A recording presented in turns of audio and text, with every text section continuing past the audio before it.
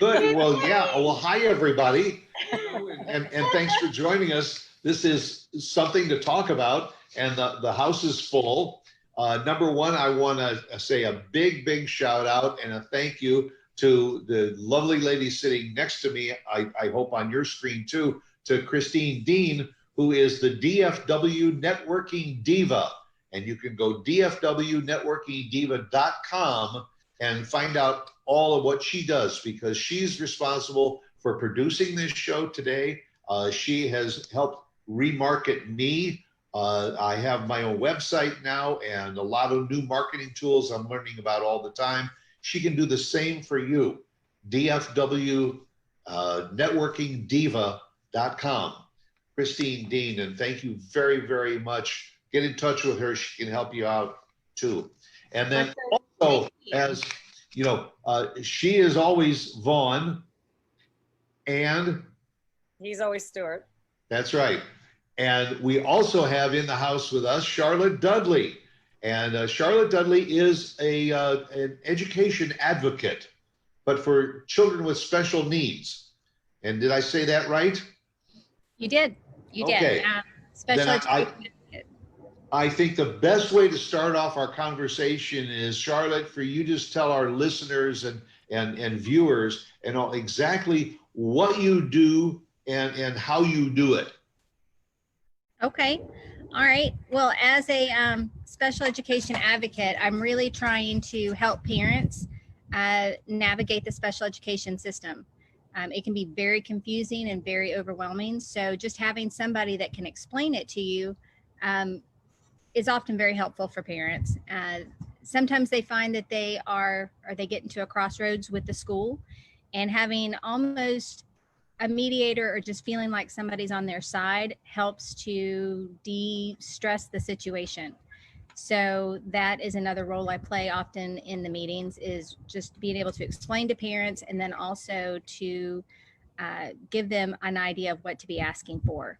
So a lot of parents don't have the background in education that I did when I was parenting. So they need that extra information to know what to ask for, what resources are available, and I can consult on that and make recommendations and then just help them navigate.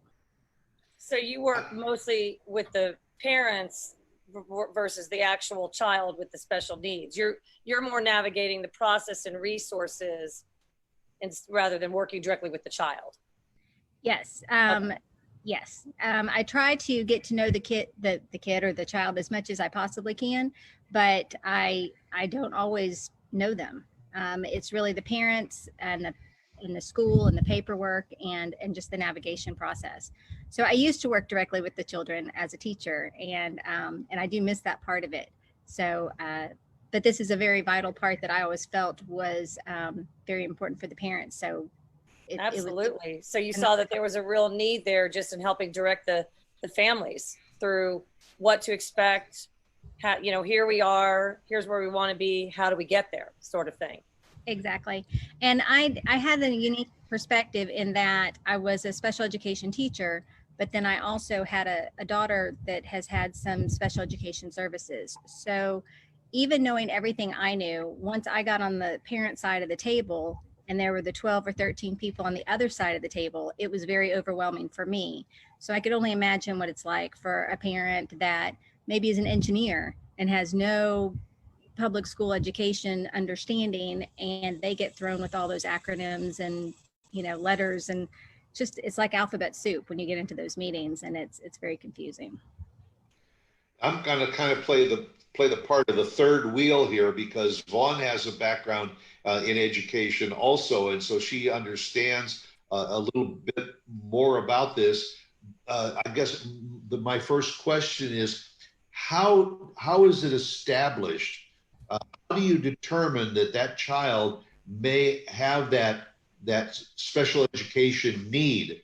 Does it start with the teacher recognizing it and notifying the parent that the child does need some special education, or like you said, it's if they've got an engineering background in the home, they may not recognize it, other than the fact that maybe Billy's a little bit more hyper than some of the other kids. but where's the foundation laid? Where is the seed that starts this process?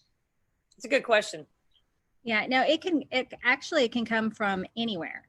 So you may have a pediatrician that notices some developmental difficulties when a child is, 6 months old or 12 months old. And there are agencies that can start before that. Early childhood intervention is a great resource and can intervene, whether it's physical or developmental, early on. So it may not be the parent, maybe it's a physician, or it may be the parent, and the parent can reach out there. But as a child gets older and they get into the public school system, there may be a speech delay, and you could start preschool services through public school at ages 3 and 4, and they will provide those services as well. So if you noticed your child their language was delayed, or maybe you suspected a disability such as autism, or anything in those areas, or your child has Down syndrome, they're going to apply for they will qualify for the early childhood classes through public school, and we'll start those preschool classes. But then, once you get into grade school, kindergarten, first grade, second grade, the parents may notice, and they can bring it up for evaluation, or a teacher may notice and she could bring it up for evaluation. So it's really anybody that feels that there's a need, they can ask for or call for an evaluation. And would you be the one who would provide that evaluation? I would not. And that would be the schools are required to evaluate at no cost to the parents. So that would be a diagnostician, a licensed school psychologist, just depending on what the evaluations are for. So there's a variety of evaluations that could occur for a child. Yeah. So the kids would come to you after the evaluation. You get these children already evaluated, what special needs they're dealing with, and then you take it from there in terms of guiding the parents through the process. Right. Any time during the process, the parents could come to me. If they get the evaluation and they don't agree with it, I can guide them through what they can do. Because a lot of times the parents don't feel like the evaluation covered everything. They don't feel like it was accurate. Maybe the child had a pragmatic language, disability, and they feel like that interfered with the cognitive testing. So they can always go for an outside evaluation, and I usually advise for them, to request that. It's called an independent educational evaluation. So you don't have, it's like getting a second opinion, but it's outside of the school district. Right. Yeah. Okay. And I was to say, at what age or a little age group and all, is it a good idea to start looking for this possibility that you said you may start with a pediatrician that recognizes something, but if it gets to that school age, the early school age, is that the best time to identify it so it can be started at an early age? Right. Yes. The earlier you can, get on top of some kind of an eligibility like that, the better. So, for instance, if a child is showing signs of dyslexia or learning disability, you want to intervene earlier so that they don't get into those later years and have missed a bunch of skills along the way. So the earlier is always better, but it's never too late either. So you may find that, this child we have a lot of kids that we call twice exceptional. They may be very gifted and talented, but they're also struggling with some kind of a learning disability, but they're able to compensate for that disability. And so it's not as easy to see. So say they're gifted and talented, but they're dyslexic, but they've kind of found some tricks, and eventually that catches up with them, maybe middle school. So it's never too late to, evaluate for a suspected disability and intervene, to make that process less debilitating, I guess, in the future. Well, that's very interesting. I'm a reading specialist by trade. And I think it's interesting that you were saying it's never too late, but you do want to catch it early, because also what the kids would do is kind of develop bad habits in compensating for their needs of which they might not even be aware. And so you're going to have to not only recourse, but kind of reform new habits. And so probably better to catch it early on, but then at the same time, you don't want to go too early. For example, I had a friend whose son was in preschool, and the teachers were thinking that perhaps maybe he had some kind of reading disability. And I didn't disagree at all. I just said at the age of 4, I felt that it was a little bit too young to kind of put that label on him at that time. And this story has a happy ending because he's now almost 6 and reading very well. And it just, the light bulb just went off one day, and he's reading very well. So it's kind of probably, and I'm just speaking specifically about reading, perhaps, you know, disabilities or needs, whatever. But that's probably it's probably for the parents, and I know you deal a lot with the parents, probably very tricky because you're looking at your child, you know your child better than anybody. You know, you bring them in, they get expert advice, they take a test perhaps, you know, you're not real sure, should we do something about it now? Is it too soon? You know, probably once the needs have been defined and you know that this is how you need to move forward, and then they can work with you and guiding them through the process, probably the early stages of this whole thing for the parents especially is very tricky because you're playing the guessing game a lot in the beginning, right? On whatever the need might be. Well, and it's true. And we're talking, you know, right now, kind of a learning disability, specifically reading, it could be math, but it's, you know, that development is for any child is on a continuum. So it's not, you know, you have to be right here at this time. You know, there's really a range there, and always taking that into mind. So in reading specifically, they really, unless it's just something very obvious, they're usually looking more in 2nd grade or 3rd grade to see if, you know, that if it's caught up, if it's clicked, like you said, the light bulb went off. But if it's not, then by the time we're getting into late 2nd grade, 3rd grade, then it, you know, it's really indicative of a, you know, a problem that may need an evaluation. So mostly then, I have 2 questions, Stuart. I'm sorry. I just have 2 questions. Go right ahead. So mostly you're seeing families of school age children, not preschool age. And then also, oh shoot, I lost my train of thought. I had a second, it'll come to me. But mostly, so mostly you're seeing school age kids, and also how many approximately needs would fall under the umbrella of kind of what you manage? Okay. Talking, like reading, learning, social. Are we talking social too? Social, behavioral. So in special education, there's actually 13 eligibilities, and it ranges from a learning disability, an intellectual disability, which would be those lower IQs. There's the hearing impaired, there's visually impaired, there's autism. Wow. There may be some kind of a physical, you know, disability that, you know, goes along in there. I'm trying to think of the whole list, because there's, like I said, I mean, there's 13 different eligibilities. So I've had some very, you know, extreme children, but some with significant multiple disabilities. There was a child that had an intellectual disability, autism, Down syndrome. He was hearing impaired, and speech impaired. He was nonverbal. So there's quite a range there for that particular student. Or there may be a child that has developed typically all the way through, but they have dyslexia, and they're struggling with the dyslexia part and the services and reading. So it can be just a wide range of disabilities and severity, you know, among parents. But you had mentioned preschool, and a lot of times if it's preschool within the school district and they have an IEP, I can help with that.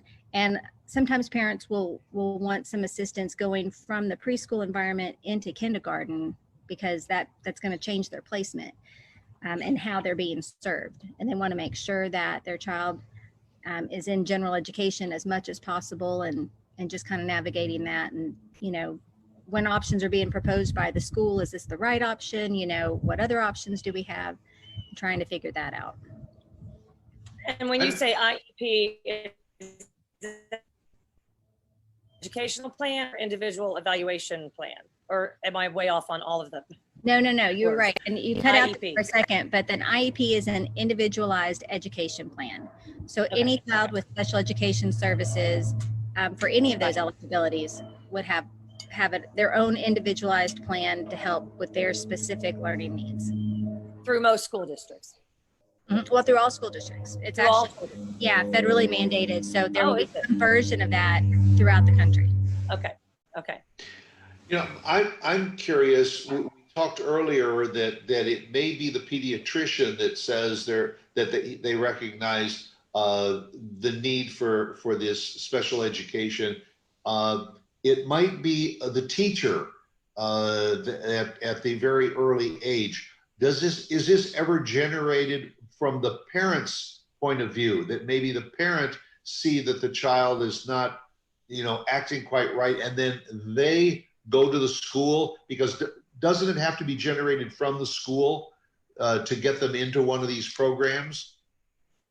The school does have to evaluate, but if a parent requests an evaluation in a certain area, then typically the schools will do it. They would have to provide parents with a written explanation of why they were not willing to do the evaluation.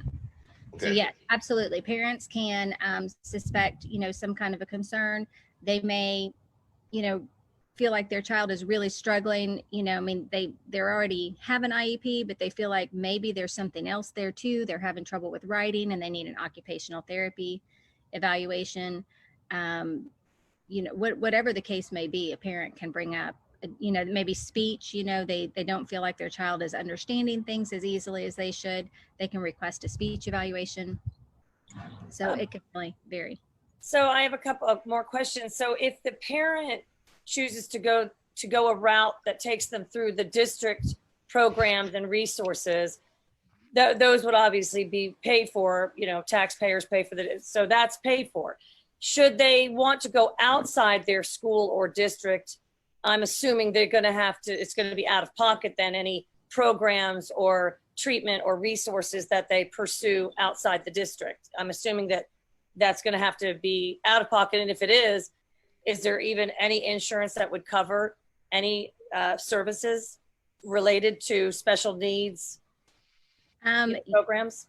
Yes. And a lot of parents, they may receive speech, for instance, speech services or occupational services through the school district, but then they also pursue those same services outside the district. And typically they do have insurance in those areas. Okay. It'll vary on a, it varies, I'm sure, by your insurance plan, but I have seen ABA therapy, which is typically for our kiddos with autism, counseling, occupational therapy, physical therapy, speech therapy, all of those things in many different insurance plans are covered, and many they're probably not. So I guess it would just really depend on the company's insurance when it comes to that. So, and yes, if they pursue those outside of the school, if they evaluate and determine that they need them, then they will provide it within the school district and within the school system, and during the school day. But if it is something that the parents want additionally, then they would cover that cost. I know that I subbed last year and the year before, and actually last year, at the beginning of last year, of course, the end of last school year, we were all home. But in the beginning of last year, I was in the resource room at one of our local elementary schools. Stuart knows I was subbing a lot. And it was such an enlightening experience because I'd always been in the classroom, and this is the resource room. So I know about the resource room. Are those the type of needs that we're discussing here today? The behavioral, the dyslexia, all of it, we didn't see too many of the Downs in the resource room. We saw mainly more, I think probably more the learning and social and intellectual needs. But would that be the group of kiddos we're talking about? Yes, but it could also be the kiddos that the severity of their needs include a self-contained classroom. So there are some children that, they really need a very specialized environment. And so they will have a classroom that accommodates those needs as well. Or they could be medically fragile and they need a much different environment. So those can be on a regular school campus. So the resource room is typically those kiddos moving in and out of general ed. They may just need some help with reading, but in the other subjects they're in class. Maybe they need some social and behavioral support. one of the eligibilities I didn't mention was an emotional disturbance, or ED. And so they just need more help with the social skills. Typically our kiddos with autism have social skills services throughout the day. So yes, that would be the resource moving in and out. But then also there's the children, like I said, that are in a more specialized self-contained unit that need, for whatever those needs are, whether it's behavioral or, life skills or something of that nature. I just didn't even know that until I went and subbed. I mean, the school district, just a lot about the logistics of just the makeup of a school district has changed since I taught. And I really like the concept of a resource room, because these kiddos actually, they were in general ed, they were in the regular classroom, but there were times throughout the day when they would, come through the resource room. Sometimes it was just to take a break, because sometimes these kids just were very easily overwhelmed and needed to come and take a break. And they had like a little stress corner where you could just sit and kind of clear your mind and whatnot. And other times it was to get the special help that you're talking about, basically a one-on-one kind of tutoring session with me in particular, it was for reading and whatnot. But what I like about this conversation that we're all having today is that clearly the school districts have recognized a great need to have programs, classrooms, resources, teachers, available counselors to work with these kids. So I like that we're having this kind of conversation, that the dialogue is happening, because like you said, to catch it early on is key if it's something that can be, kind of treated and corrected. If not, teach them how to manage and learn to live with their special need. So most schools, do you think most schools have a resource room, or is that something that's certainly not required? I wouldn't think. Well, what is required is what they call the least restrictive environment. And there's a continuum of services. So, any child that could benefit at all from being in general education during any part of their day should be allowed to be in general education. And so on a continuum of services, it can, general education on your own, general education with in-class support, which they call push-in. So you might have the special education teachers or paras coming into the classroom to support students while they're in a general education class, and just be that extra help. But then also you have like the resource room or something similar where kids, come in and out based on their needs and to work on specific goals to build up their success in general education. Then they also have self-contained classes that are, even in a self-contained class, if a child would benefit from recess out with their typical peers, lunch, they can handle science, whatever, specials, PE, they should be incorporated into those areas. Because again, general education is the least restrictive environment, and that's where they should be. And then, but then also if, the more restrictive environments would be homebound, which would be more of a hospitalization or a medical thing, hopefully temporarily, but some children are very medically fragile. And so their education would kind of be supplemented and brought to them in some respect. And then there are even times where a child's severity is so great that they may have a residential placement that the school, and of course that's the most restrictive in that continuum. So, but Charlotte, yeah. what has, you just talked about this home environment. What has this pandemic done for those children that have special needs? And now a lot of the learning process has been shifted to the parents that have to not only be parents, but they've got to be the teachers too, to the child who is restricted to being at home. How has that affected what you can do between the schools and the parents?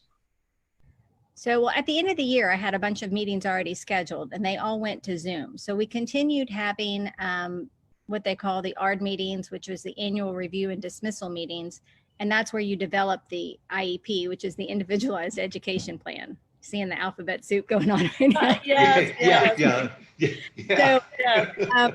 So we still had those meetings, but what we're struggling with right now, and and Texas just announced yesterday that they will resume in-house school next year. And it's causing quite a conversation on social media because some parents are like, oh, thank goodness, this is exactly what we need. My child is regressing, they're struggling. And then others are like, oh no, I'm keeping, because there'll be the option, they'll have in-house school, but parents can keep their child home again, for distance learning.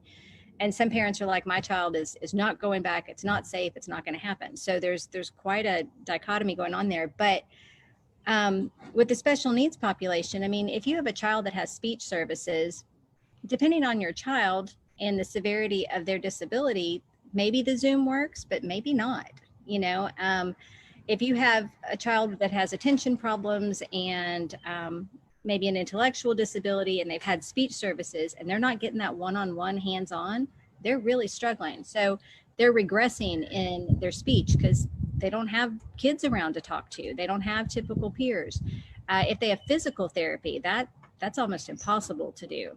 And if you have a parent that's been an essential worker and they're trying to educate and, the physical therapy, the occupational therapy, the speech therapy, even just the academics and the education is definitely suffering for a lot of our kids. And so there's a lot of regression that's going on. And then, at this point, the schools at the end of the year were not willing to talk about compensatory services. But when a child regresses, compensatory services to compensate for the regression are supposed to be implemented. And that's something that's going to be a big discussion, I think, as we go into the beginning of the school year, about all the regression that's occurred since last March. Now, if, you are not the special education, if you will, teacher to help these students, and you are basically working between the school system and the parents, do you also have at your disposal a network of tutors or people that can step in to work one-on-one with these students to help them with some of these challenges that they have? I try to, get as many recommendations and resources together as I can, but, with all the different districts that I work within, typically it's going to be, something that the parents provide. Now, if the school owes if it's determined that the school district owes compensatory services to a parent, then they will typically try and offer it through the district. So it may be additional, one of their teachers, preferably, is what they would prefer, but sometimes they will allow for parents to get outside services and then compensate them financially for the outside services. So, but most likely they would provide the compensatory services with staff before and after school or during the summer to do that. But I always encourage parents too, that if they feel like their child is struggling, I know that we had tutors for our daughter, even though she was in some special education classes, she still needed additional help. And sometimes, that just doesn't. So most of your families are receiving their services, programs, resources, staffing, whatever, funded by the district. Most families are through the district, funded by the district. Yeah. Okay.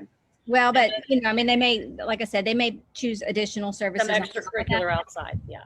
Okay. Right. I got you. I was just trying to put my mind around, because I know that we're not talking mental health, really. I know that probably mental health is a whole different kind of topic.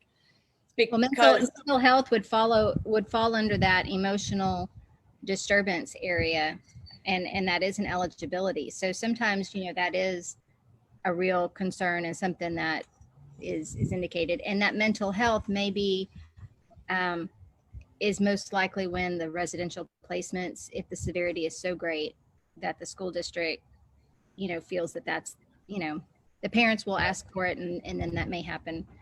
It's rare, but it.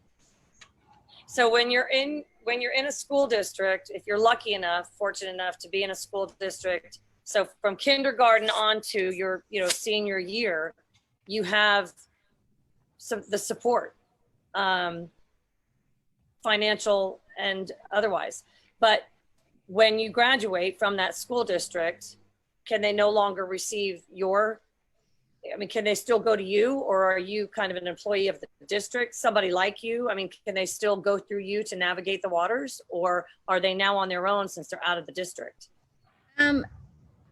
You know, as my daughter is starting college this year, I am definitely gaining some skills in, you know, those children that have accommodations that can carry into college.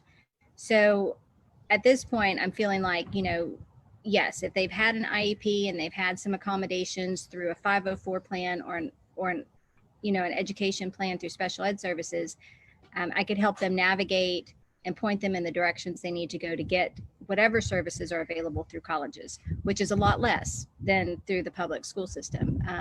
But they can provide, you know, testing accommodations and, you know, certain accommodations within the classroom and the learning environment.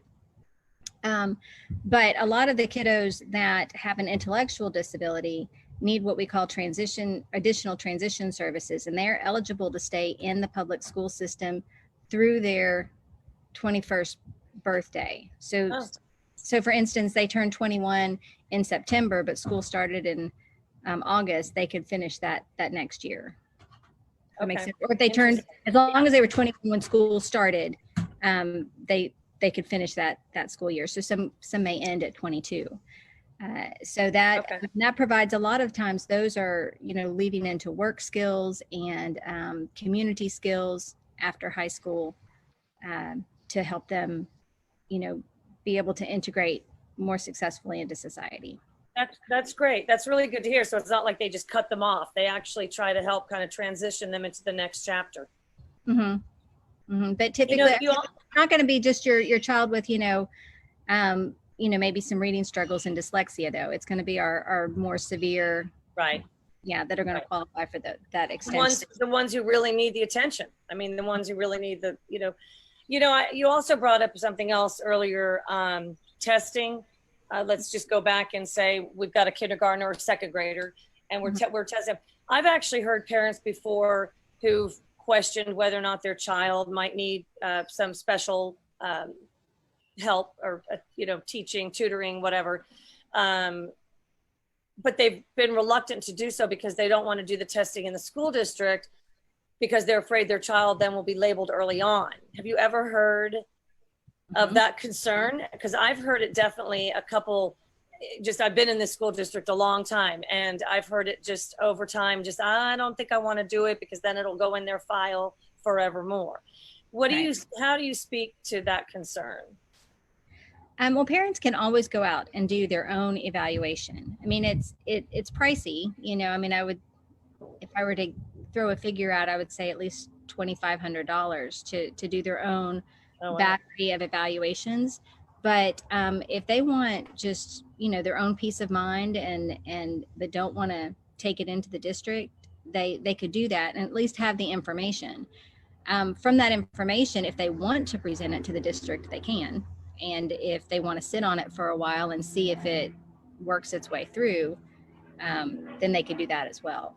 So it's, but typically it's not the kiddos with a learning disability, or it's something more severe that they're really concerned about, that they don't want the label for.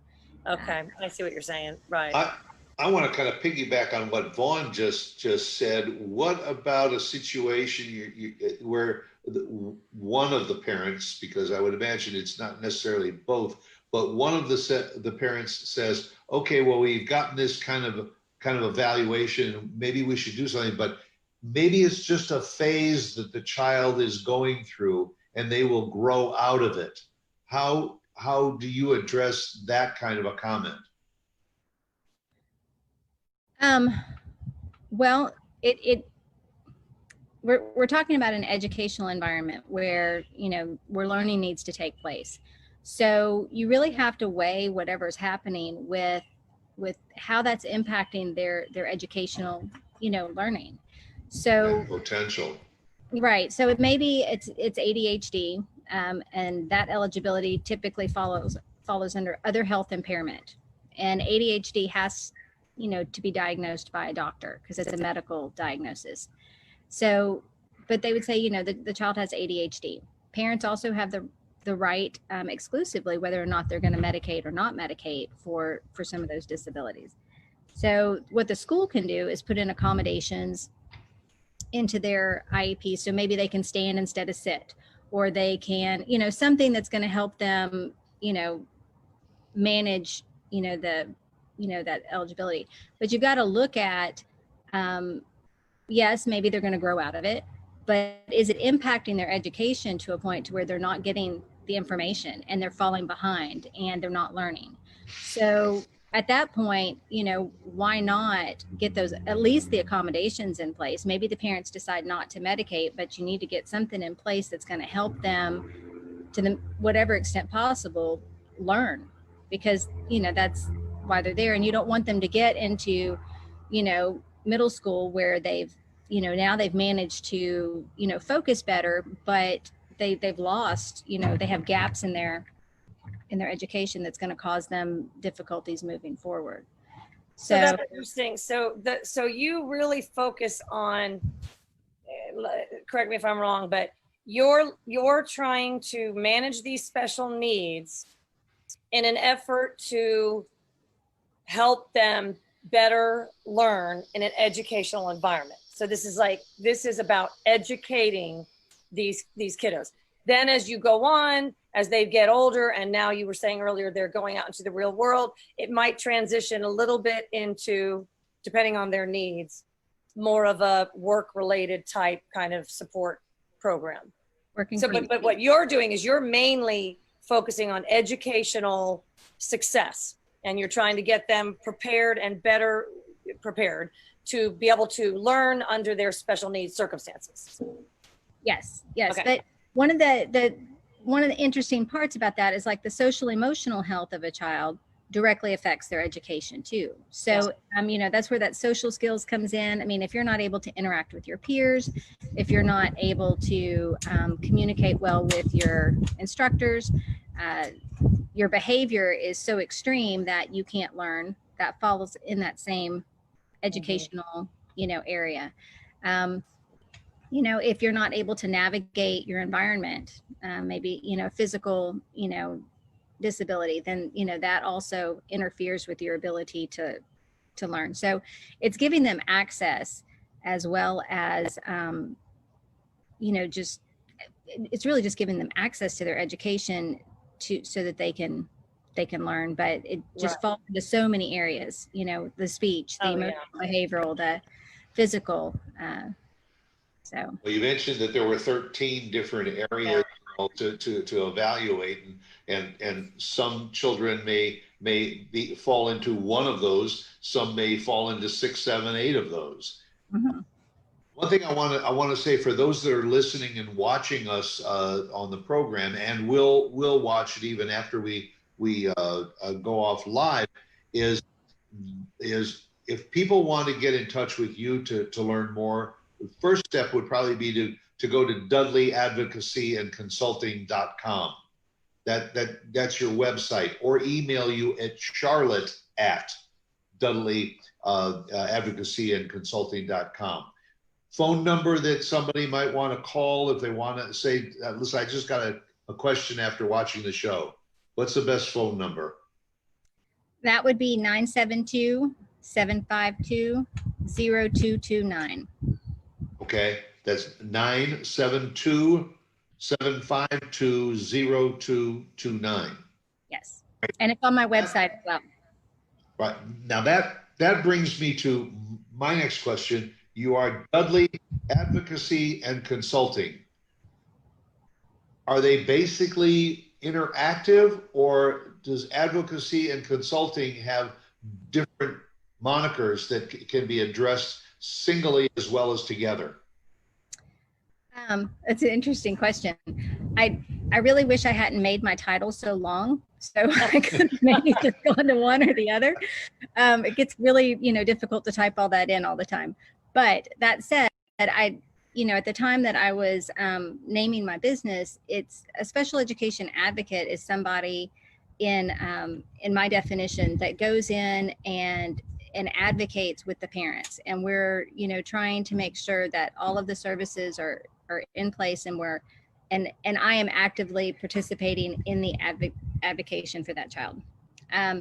But consulting is, I feel like I need to offer a continuum of services to parents as well. And the consulting part is, if they just want me to look at paperwork and give them advice, but they feel like they've got this, but they just need an outside opinion, or they want, a more in-depth, understanding of maybe the evaluation that came out, or, the IEP draft that they're, going to be discussing in the meeting, then I'm happy to just sit down with them and consult or answer questions. So a lot of times I'm advocating actively for the child with the district, but other times I'm, in between meetings or throughout the rest of the year, I'm just consulting, and parents are saying, what do you think about this progress that they made on the progress report? Or, should, we ask for this? Or, I had this conversation with the teacher and I'm not happy with it. What do I respond with? And so I may be drafting letters or just consulting, and giving advice on how to go forward. I don't know if that answered your question, but I felt like they were two very different, kinds of things. And so that's why I put them both in there. I think it's a great name for your efforts, your company. I think your role in all this. I mean, I'm so passionate about this. I have so many more questions for you. We way too many to, but I just think your role in this whole picture is so valuable, and what you're doing for the families must just bring them such comfort. I mean, it's a very stressful time, from little kind of social learning needs to the big ones. Even the little ones are very, very concerning. I mean, parents just want so much for our kids, and it's such a competitive world, and we've got to keep up, and they've got to keep up with their peers, and how are they going to keep up with their peers so I just think you bringing just a sense of calmness, first of all, is huge for these families. And I just applaud, what you've done here in forming this company. Well, and also I think that hopefully this has fallen on some new ears, that people that are watching and listening to the program, is because I think there's probably an awful lot of people that don't realize that services like this exist. It's just a matter of the school and the parent and deal with it, but that there is someone who can get in the middle and go through all of this paperwork and everything to decide what is the best approach for the betterment of the child, and which is the main concern. And especially after coming out of this pandemic, again, as I said earlier, where the parent has become the teacher, now the parent maybe is understanding a little bit more about what that attention deficit really means with their child, and how to react to it. And instead of saying, what can I do? There is someone like Charlotte Dudley that can help them navigate it and know what the options are. Well, and I want to say, I mean, my whole goal really is to, with any client that I have, is to work my way out of a job. I mean, my hope is that I can educate them so that they are more confident in navigating the process themselves. To accept the recommendations and move forward. Right. I mean, I'm happy to stay with them from pre-K to, through high school, but really, if, I would like to educate them so that they don't feel so overwhelmed in the process, and that emotions don't get. Teach them to fish rather than just giving them the fish. Teach them to fish so that they can move forward and feed themselves. Right. Ideally, well, but like I said, I'm happy to fish with them for 12 years. Don't get it wrong. But educating them is, I'm an educator at heart, so that's really where a lot of that consulting comes from. Mm-hmm. Absolutely. Well, Charlotte Dudley, thank you very, very much for taking the time to spend with us, to open up some doors and windows to what this process is all about, so that people can know what options that they have, instead of feeling like they're stifled with their children's upbringing. That you offer a service and a program that I think is invaluable for an awful lot of students, and a better understanding of what the school system is doing and what they can do in the parental role too. Again, to our lovely producer, Christine Dean of DFW, Networking Diva, thank you very much for producing the show. and being with us. Thank you for all that you do. Vaughn, always a pleasure to be with you, and to everyone that's watching, please join Vaughn and I next week. We may have a guest. It may just be the two of us going at each other's throats. We'll do that from time to time, just to keep it lively. But go out and make it a great weekend and a great week ahead. And again, Charlotte Dudley of Dudley Advocacy and Consulting, thank you. Thank you very much for your time. Oh, thank you, guys. Great show, guys. Okay. Thank Have you. a good day. Take care. Bye-bye. DFW Networking Diva, connecting you to who you want to know.